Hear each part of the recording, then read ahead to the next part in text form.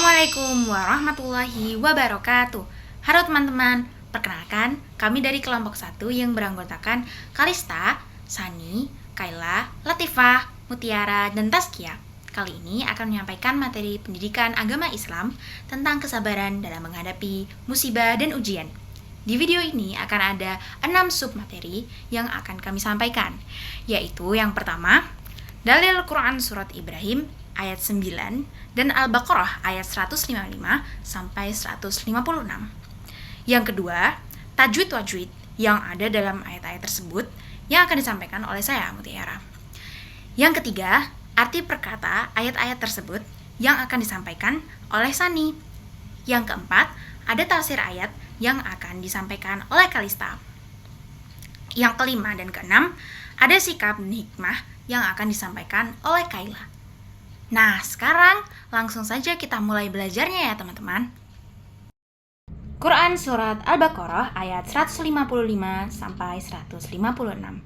A'udzubillahi minasyaitonirrajim.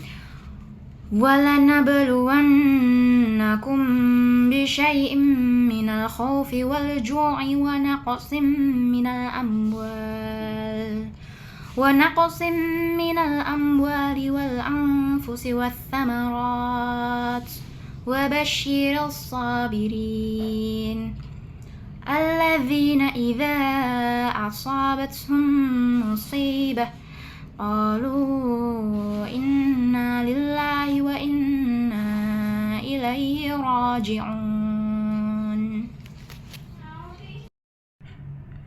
Sekarang langsung saja kita bahas hukum-hukum tajwid yang ada dalam surah Al-Baqarah ayat 155 sampai 156. Yang pertama ada hukum bacaan qalqalah sughra dari lafal walanabluwanna. Karena ada huruf ba bertanda sukun di tengah kalimat. Yang cara membacanya adalah huruf ba dipantulkan secara ringan. Contohnya nabluwanna dengan ba terdengar memantul. Yang kedua, ada hukum bacaan idgham bigunnah dalam lafal bisyai'im mina. Bisyai'im mina. Karena ada harokat tanwin bertemu huruf mim. Cara membacanya adalah meleburkan tanwin ke huruf mim dan panjangkan dengan dengung sekitar 2 harokat. Bunyinya adalah bisyai'im mina. Yang ketiga adalah minal amwal, yaitu dalam lafaz ini terdapat hukum bacaan alif lam qamariyah karena setelah alif lam ada huruf hamzah, huruf qamariyah.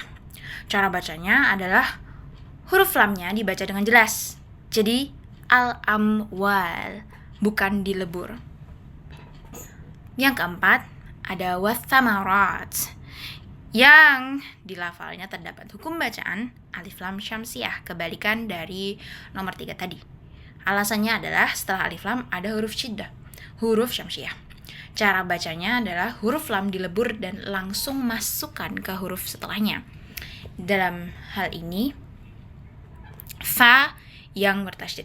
Jadi dibaca ath-thamarat. Lamnya tidak terdengar atau tidak dibaca. Jadi setelah itu nomor 5 ada asabathum musibah. Nah, di lafal itu ada hukum bacaan idgham mimi. Alasnya karena ada mim sukun bertemu dengan huruf mim. Cara bacanya adalah digabungkan, dileburkan 2 huruf mim dan didengungkan. Jadi bunyinya asabathum musibah. Asabathum musibah. Seperti itu. Lalu nomor 6 ada musibatun qalu. Di sini di lafal ini ada hukum bacaan ikhfa haqiqi karena terdapat tanwin bertemu huruf qaf. Jadi cara membacanya disembunyikan atau disamarkan bunyi tanwinnya ke dalam musibatun qalu. musibatun qalu. Bunyi nunnya samar dan berdengung. Lalu selanjutnya nomor 7 ada lillah. Hukum bacanya lam tarqiq. Alasannya adalah lafal Allah didahului huruf berharokat kasrah. Jadi cara bacanya bunyi lam dibaca tipis atau lembut, bukan tebal.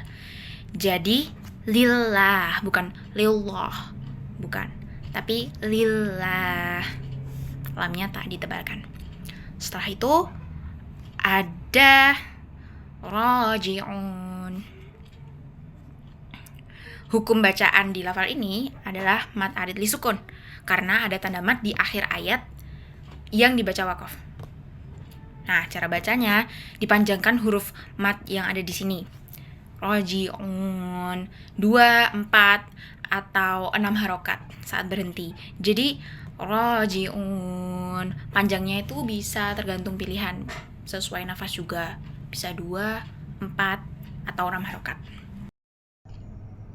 Quran Surah Ibrahim ayat 9. A'udzubillahi minasyaitonirrajim.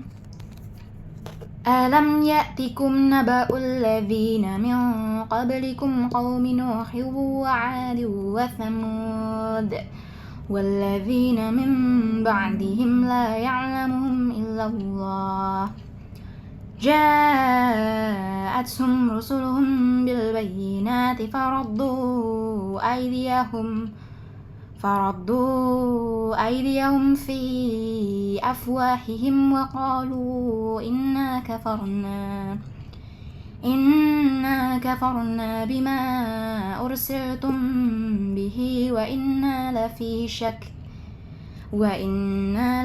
شك مما تدعوننا إليه مريب.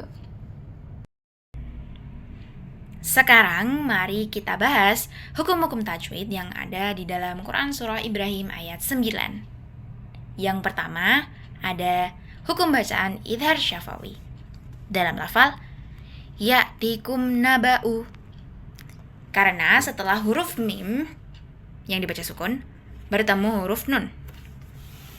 Cara bacanya adalah bunyi mim dan nun dibaca jelas dan terpisah tanpa adanya dengung.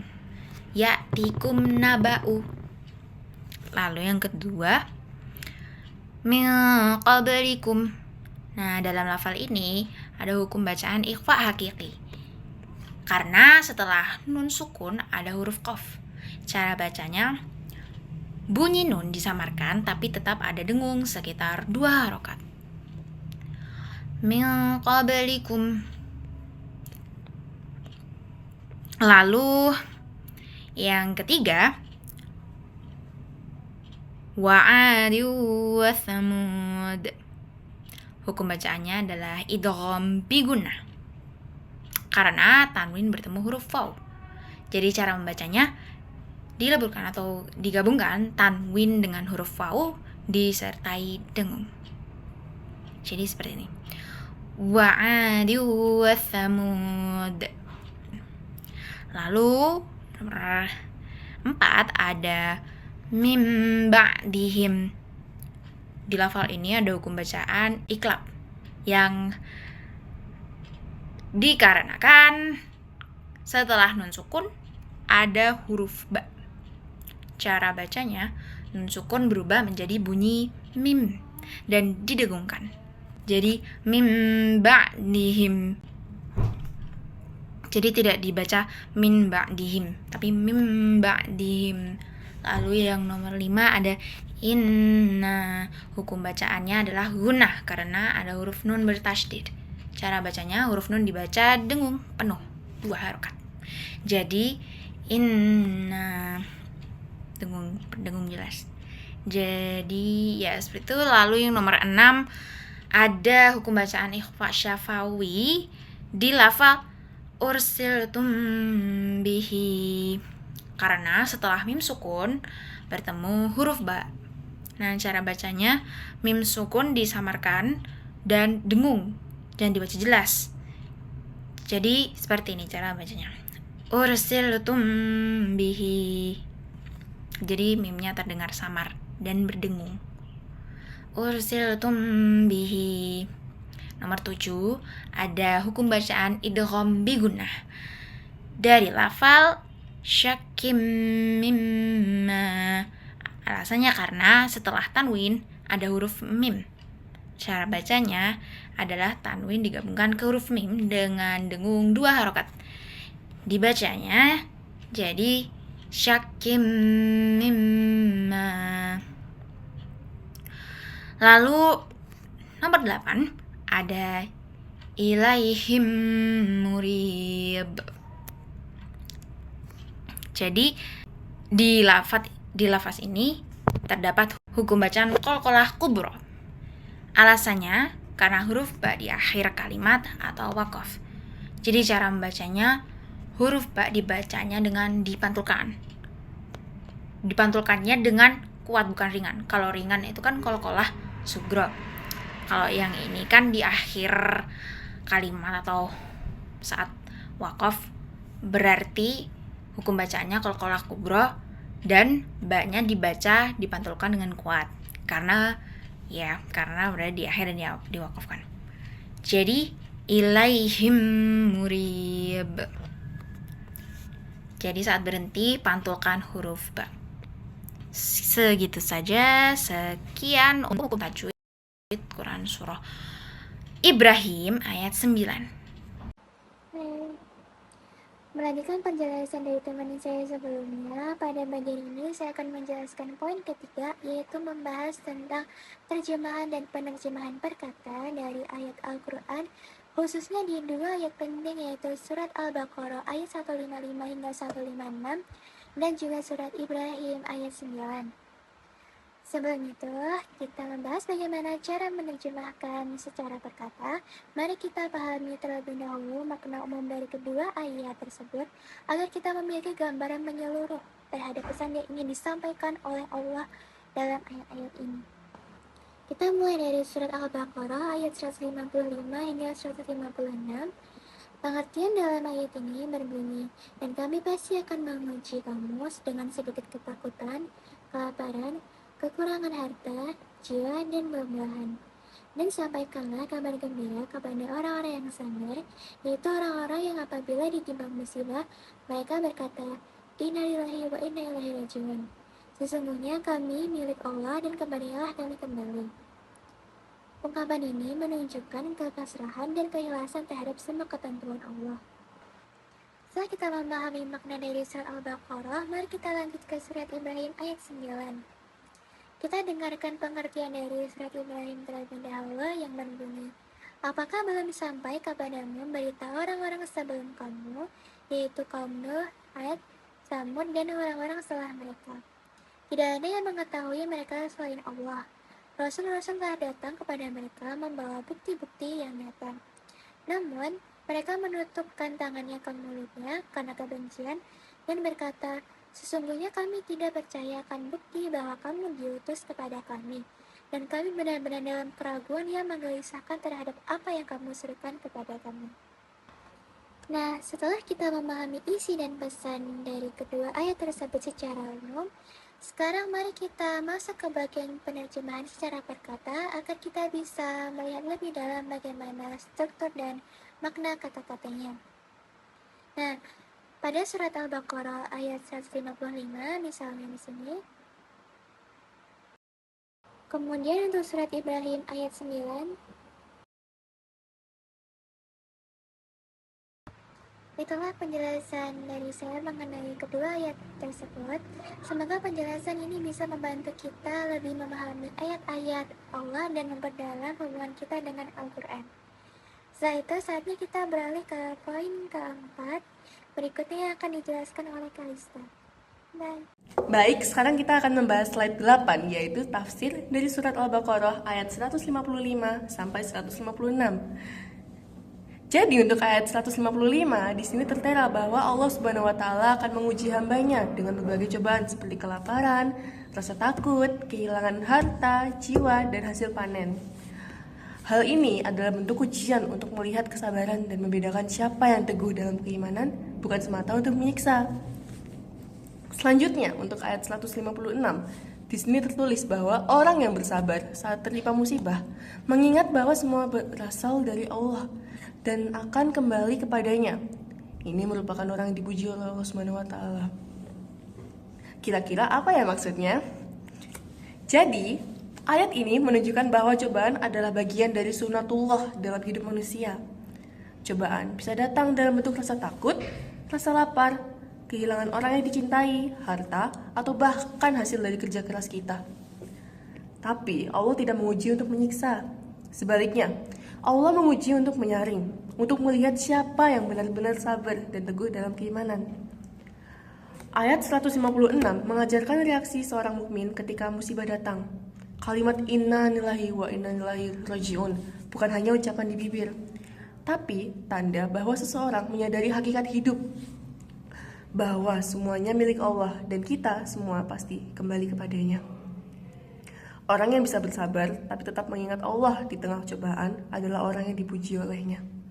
Jadi, saat kita menghadapi kesulitan, jangan anggap itu tanda kebencian Allah. Justru itu adalah panggilan untuk naik level, memperbaiki hati, dan semakin dekat padanya. Kita sedang dilatih, bukan ditinggalkan.